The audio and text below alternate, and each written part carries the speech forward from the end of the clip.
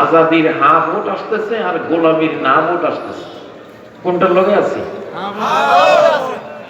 আজাদির হা vote আর গোলামির না vote. কোনটাতে? আমি সবাইকে বলতেছি, বিশ্ব এখন দুই ভাগ হয়ে যাবে, বেঈমান বিশ্ব, ইমানদার বিশ্ব। আমরা সবাই মুসলিম কিনা? এই দেশের যত রাজনৈতিক দল আছে বড় ছোট মুসলিম কিনা? আমরা এখন কোরআনের পক্ষে। সবাই কি? আমরা সবাই কার পক্ষে? জোরে বলেন কার পক্ষে? সবাই আলিম ওলামার সাথে থাকেন। ভাই আমরা গদি চাই না, আমরা চাই তোমরা সবাই হেদায়েত হও। প্রয়োজনে তোমাদের গদিতে বসাইয়া আমরা কোরআন শিখাবো, তোমরা সানাইও কোরআন। আমি হুজুর মানুষ, চেয়ারম্যান হইতে হবে এটা কোনো জরুরি না। তুমি জেনারেল ভাই, তুমি চেয়ারম্যানে বসো না, চেয়ারম্যানের চেয়ারে তুমি বসো। তো আল্লাহর কোরআনে কি বলে আমার থেকে জানি না, তুমি চালাও। সমস্যা আছে? আমরা তো গদির লোভী না, ক্ষমতার লোভী না। আমাদের মুহাম্মদ সাল্লাল্লাহু আলাইহি সাল্লাম ক্ষমতা কখনো লোভ করেন নাই। সাহাবীরা ক্ষমতার লোভ করেন নাই। দুনিয়ার মানুষরা তাদেরকে আল্লাহর হুকুমে আল্লাহ ক্ষমতায় জোর করে বসাই দিয়েছে। হযরত ওমর 12 বছর অর্ধ পৃথিবী চালাইয়া তারপরে বলতেন, কে আছিস আমার থেকে এই দায়িত্বটা নিয়ে নে, আমি আর পারতেছি না এই পরিশ্রম করতে। 12টা বছর পিঠটা বিছানায় লাগাইতে পারি নাই, এইরকম পরিশ্রম করতেছি আমি। সুবহানাল্লাহ। হয়তো অনেকে ভুল বুঝতে পারে যে হুজুররা রাজনীতি করেন। না রে ভাই, আমরা ধর্ম প্রচার করি। ধর্মের মধ্যে রাজনীতি আছে না নাই? সমাজনীতি আছে না নাই? হ্যাঁ, তোমার পারিবারিক নীতি আছে না নাই? ধর্মের মধ্যে দেশ রক্ষা ফরজ, এটা আছে না নাই? স্বাধীনতা রক্ষা ফরজ, ধর্মের মধ্যে এটা আছে না নাই? ইনসাফ কায়েম করা ফরজ, ধর্মের মধ্যে আছে না নাই? মুসলমানদেরকে উন্নত করতে হবে। আনতুমুল আ'লাউনা ইন কুনতুম মুমিনিন, তোমরা সবার থেকে উন্নত যদি ঈমানদার। ঈমানদারদের উন্নত হওয়া ফরজ। ঈমানদারদের উন্নত হওয়া কি ফরজ?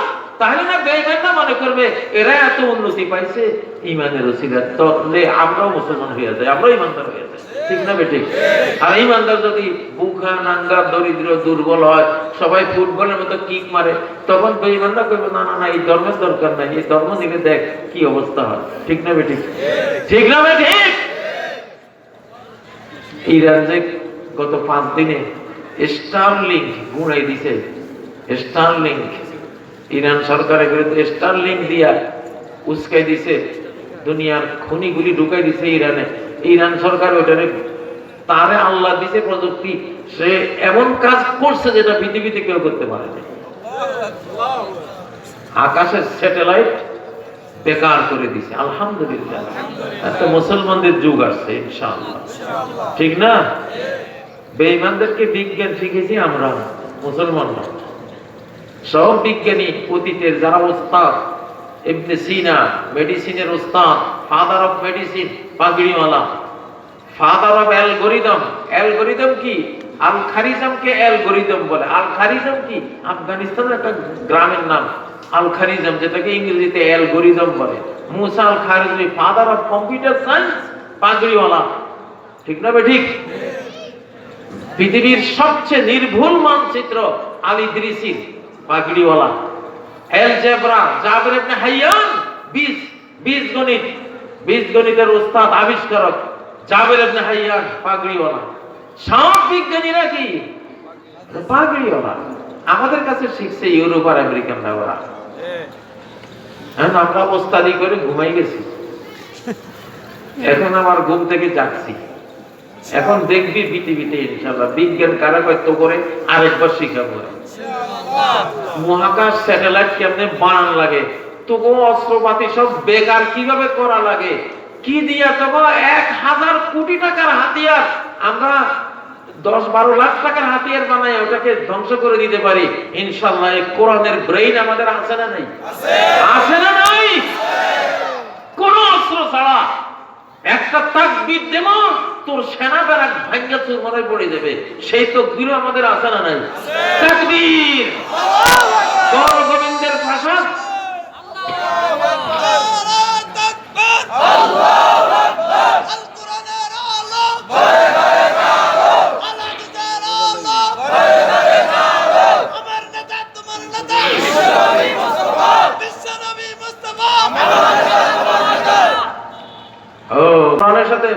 বদরের যুদ্ধ কি মূল যুদ্ধ কি মানুষে মানুষে হয়েছে না কোরআনে আর মানুষে হয়েছে? কারণ নবীজি তো এক কবি কোরআন, জীবন্ত কোরআন, সাহাবীরাও এক এক কবি জীবন্ত কোরআন। কোরআন তারা তো একই গোত্রের মানুষ, একই কবিলা, একই সম্প্রদায়, একই আরবের মানুষ।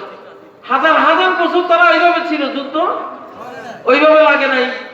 এখন কেন যুদ্ধ লাগে? তাহলে ওই যুদ্ধ লাগেছে কি?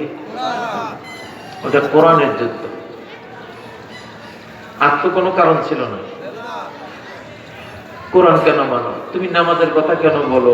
তুমি আল্লাহর কথা কেন বলো? তুমি মূর্তির কথা কেন বলো না? তোমার লোকে মারামারি, ঠিক না? কোরআনে বলছে আসো তাহলে আমার সাথে ইনশাআল্লাহ।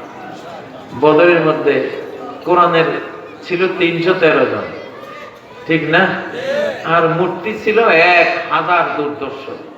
কোরআনের যারা সৈনিক ছিল তাদের তলোয়ার একখান দুইখান, ভাঙ্গাচোরা, গোড়া নাই, বল্লম নাই, নিরস্ত্র বলতে গেলে।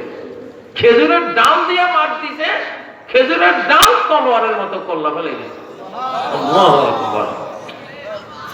তো কোরআন যখন পৃথিবীতে আসে সে মারামারি লাগায়, কারণ তোমরা তো মারতে আসবা, কোরআনকে তোমরা বিদায় করতে আসবা। তাহলে বিদায় করতে আসলে কোরআন কি ছেড়ে দিবে? হ্যাঁ, কোরআন ছেড়ে দিবে না। এটা পাওয়ারফুল, এটা সাংঘাতিক পাওয়ারফুল। তো সেই পাওয়ার এখন পৃথিবীতে মানুষ দেখবে ইনশাআল্লাহ। আমরা 2024-এর 5ই আগস্টে কোরআনের ক্ষমতা দেখেছি। এটা কোরআনের একটা সূরার ক্ষমতা দেখেছি। আমি অষ্টা করি, এটা আর কেউ আজ করে না।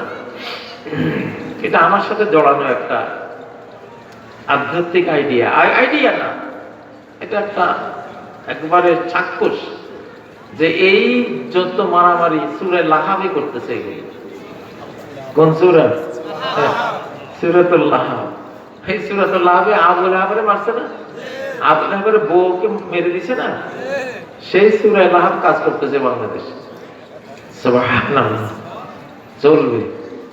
কোরআনের এক সূরার যে ক্ষমতা গোটা পৃথিবীকে মাইরা সাফ করতে পারবে যদি কোরআনের বিরুদ্ধে, সূরার বিরুদ্ধে লাগে কেউ, ঠিক না? ঠিক। সামনে দেখবেন ইনশাআল্লাহ। এত বড় পাওয়ার বাংলাদেশে। যারা ভাবতো 41 বছর পর্যন্ত থাকবো, এরপরে ভাবতো কিসের 41, আমরা আছি, পরে 41-এ তুলে নিছে, ঠিক না? ঠিক। কিন্তু কোরআন যুবকদের অন্তরে অন্তরে কোরআন এসে গেছে, আলহামদুলিল্লাহ, আলহামদুলিল্লাহ, ঠিক না? ঠিক। কোরআনের শক্তি, এই এনার্জি, এই পাওয়ার, এটা এসে গেছে। ব্রিটিশরা তখন মুসলিমদের সাথে 100 বছর মারামারি করে পারতেছে না, তখন গোয়েন্দা লাগাইছে যে মুসলমানদের এই পাওয়ার কোত্থেকে আসে। ওরা বাঁশের কিল্লে দিয়ে আমাদের কামানের মোকাবেলা করে, এই শক্তি পায় কোথায় ওরা? ব্রিটিশ গোয়েন্দারা 50 বছর গবেষণা করে ব্রিটিশ সরকারকে রিপোর্ট দিছে যে সকালেতে মুক্তবে একটা বই পড়ানো হয় কোরআন নামে, এই কোরআনে হলো এদের সব ক্ষমতার উৎস। তখন ব্রিটিশরা পার্লামেন্টে বসে সিদ্ধান্ত নিয়েছে যে এই কোরআন, ভারতবর্ষে যত কপি কোরআন আছে সব বাজেয়াপ্ত করে পড়াই ফেলবে। তখন তাদের একজন বর্ষিয়ান পার্লামেন্টারিয়ান দাঁড়িয়ে বলল, তোমরা যে কোরআন পড়াইতে বলো, প্রকৃত কোরআন তো কিন্তু এইটা না। প্রকৃত কোরআন এইটা, প্রকৃত কোরআন হলো হাফেজের সিনের ভিতরে, হাফেজের সিনের ভিতরে। ওইটা দেখাও যাবে না, ওইটা পড়তেও পারবে না। পড়তে পারবে? ও ভাইরা, ইসলামের রাজনীতি আছে না নাই? বরং আমি বলবো রাজনীতি শিখাইছে তো ইসলাম। ইসলাম হলো রাজার ধর্ম। রাজাকে আল্লাহ, আমরা হইলাম গোলাম। আমরা কি? গোলাম। তো গোলামের নীতিকে রাজনীতি কইব কার? যেটা রাজায় দেয় সেটা না রাজনীতি, যেটা গোলামে দেয় ওটা গোলাম নীতি। কি নীতি? ওটা দাস নীতি, দাসী নীতি, গোলাম নীতি, ঠিক না? আর যেটা রাজায় দেয় ওইটা হলো কি? ওইটা হলো রাজনীতি। বাংলাদেশে এখন একটা হলো আজাদি জোট আর একটা হলো গোলামি জোট। আমরা কোন জোটে আছি? আজাদি। নাকি? আমরা গোলামি জোটে যাব না। গোলামি জোট বলতে আমি কাউকে বুঝাচ্ছি না, কেউ যদি গোলামি করার নিয়ত করে তার সাথে আমরা নাই, সেটা আমি হই আপনি হোক যেই হোক, আমরা কাউকে নির্দিষ্ট করে বলছি না। যেই হোক সে এই দেশ থেকে 53 বছর রাজাকাররা যে অপদস্থ হয়েছে, সে এইভাবে অপদস্থ হয়ে বিদায় নিব, ঠিক নাকি?